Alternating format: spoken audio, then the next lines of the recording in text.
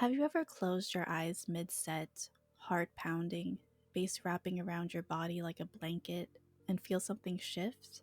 Like the music is brushing against memories you forgot you had, or like the bass is moving energy through your body you didn't even know was stuck? That feeling, it's more than just a drop. It's something ancient, something encoded in the way we're wired to feel rhythm.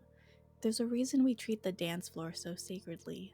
There's a reason some of our deepest releases happen under strobe lights and stars. Today, I want to take you on a little journey into the brain, the body, and the bass. We're unpacking why music moves us so deeply and why it hits different when you're raving. This is the psychology of rhythm, the neurology of connection, the soul behind the sound. Let's float into it. When we listen to music we love, really love, our brains light up. Inside us, something within us stirs, a release of dopamine, the brain's pleasure chemical. It's the same one triggered by falling in love, tasting something sweet, or even witnessing a sunrise that stops you in your tracks. Music, it turns out, isn't just entertainment, it's reward. But the magic runs deeper than just a quick rush of happy feelings. It lowers cortisol, softening the sharp edges of stress and calming our nervous system. It boosts oxytocin, the molecule of trust, connection, and bonding. It encourages neuroplasticity, our brain's ability to grow, adapt, and heal, allowing for new pathways and connections to be made. So, when you feel your body melt into a track, when you say a song or a set healed you, that's your nervous system receiving the medicine of music, the same way it responds to safety, joy, even love, and that's just when you're listening alone. Now, picture this, that same music, but amplified, not just in volume, but in experience. A rave isn't just a party, but more of a ceremony, an initiation into feeling, into presence. The lights, the crowd, the shared movement, all of it creates what psychologists call sensory immersion. You're no longer just hearing music, you're inside it. Because raving isn't about hearing music, it's about becoming one with it. In the crowd, your body becomes a vessel. Lights flash like visions, bass moves through you like breath, and the boundaries between self and sound begin to blur. There's a phenomenon called entrainment, where your heartbeat and brain waves begin to sync with external rhythms. That's why a repetitive beat can almost feel meditative or euphoric, and dancing in sync with others, well, that adds another layer of oxytocin release. So the exchanged hugs, those eye locked moments, those unspoken connections in the crowd, they're real.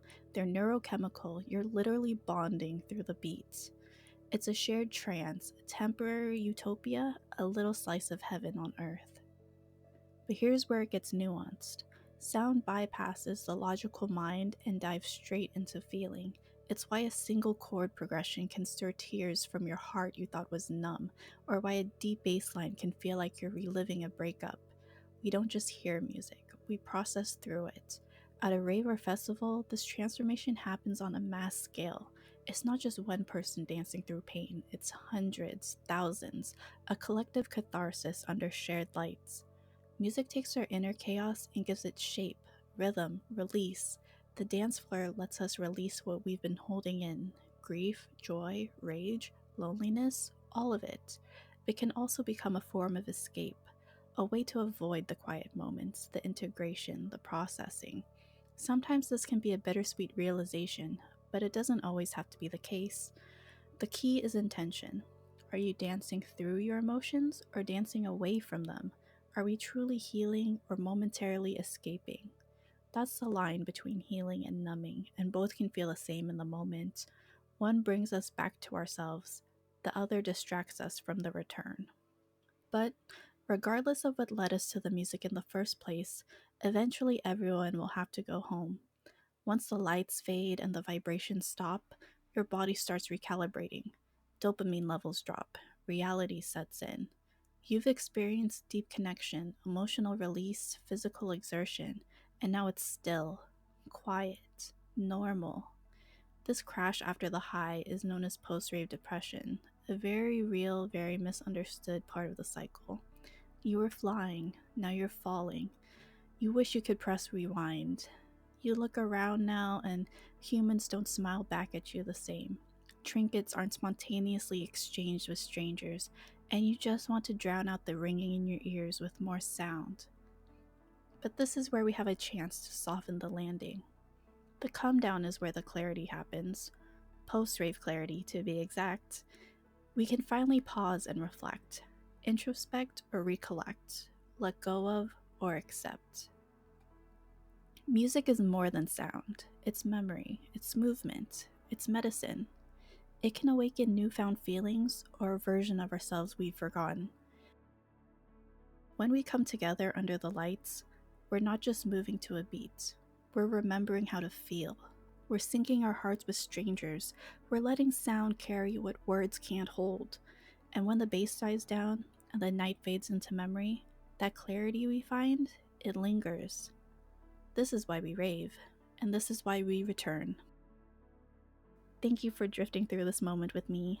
I'm Ellie, and this is Post Rave Clarity, unpacking the truths and transformations we discover on the dance floor.